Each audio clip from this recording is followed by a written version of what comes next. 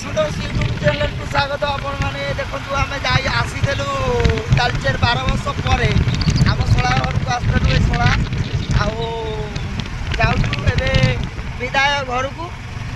ଟ୍ରେନରେ ଯିବୁ, ରେଳ ଛାଡ଼ିଦେବ ତାଳଚେରରୁ ଶାଳମା। ଆମେ ଯିବୁ ଶାଳମା ଷ୍ଟେସନକୁ ଓହ୍ଲେଇବୁ। ଆଉ ବହୁତ ଭଲ ହେଲା, ମଟନ୍ ଆଇଲା, ଚିକେନ୍ ଆଇଲା, ଚିଙ୍ଗୁଡ଼ି ଆଇଲା, ଆଉ ଡାଲି ହେଲା, ବଢ଼ିଆ ହେଲା। ଆଜି ଖାଇବା ପିଇବା ଯେଉଁ 4 ଦିନ ରହିଲୁ 12 ବର୍ଷ ପରେ ଯେଉଁ ଆସିବାଟା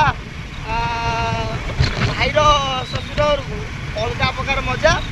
ତାପରେ ଏମିତି ଚାଲୁଥାଉ ଭଲରେ ସମସ୍ତେ ତାଳଚେରବାସୀ ଯେତିକ ତାଳଚେରବାସୀ ମୋ ଭିଡ଼ିଓ ଦେଖୁଛ, ତୁମକୁ ଜଗନ୍ନାଥ ଭଲରେ ରଖିଥାଉ, ସୁସ୍ଥ ରଖିଥାଉ, ଏମିତି ପରିବେଶ ଭଲରେ ରହୁ।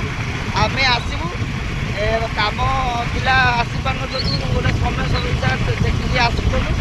ଆଉ ଆସିପାରୁନଥିଲୁ, ଭାଇ ଘରେ ଆସୁଥିଲୁ, ସଦାବେଳେ ଭାଇ ଘରେ ଆସୁଥିଲୁ, ଆମେ ଆସିପାରୁନଥିଲୁ। ଆମେ କାମ କଲେ ତ ଘରେ ଖାଇବୁ, ଆଉ ବନ୍ଧୁବାନ୍ଧବ ବୁଲିପାରୁନଥିଲୁ। ଏବେ ଆସିବୁ ବୁଲିବାଲି ସ୍ପଟ୍ରେ ଆମେ ଗଲି 4 ଦିନ ଖଣ୍ଡେ ରହିଲୁ। ଆଉ କେତେ ଦିନ ରହିଲୁ? 10 ଦିନ ରହିଲା। କାହିଁକିନା ତା ବଡ଼ ଆମା ସାଙ୍ଗରେ ପଳେଇ ଯାଇଥିଲା, 10 ଦିନ ରହିଲା।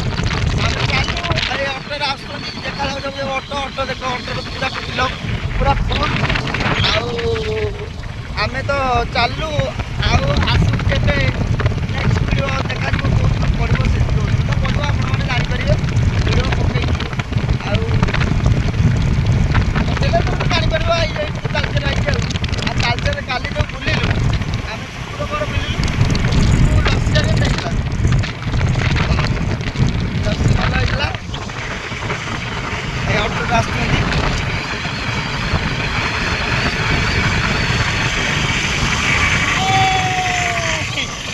ଏ ଅଟୋରେ ଗଲେ ଆମେ ତା ପଛରେ ଯାଉଛୁ। ଆଉ ତାଳଚେର ବୁଲିଲୁ, ଲସି ତାଙ୍କର ଫେମସ୍ ଏଠି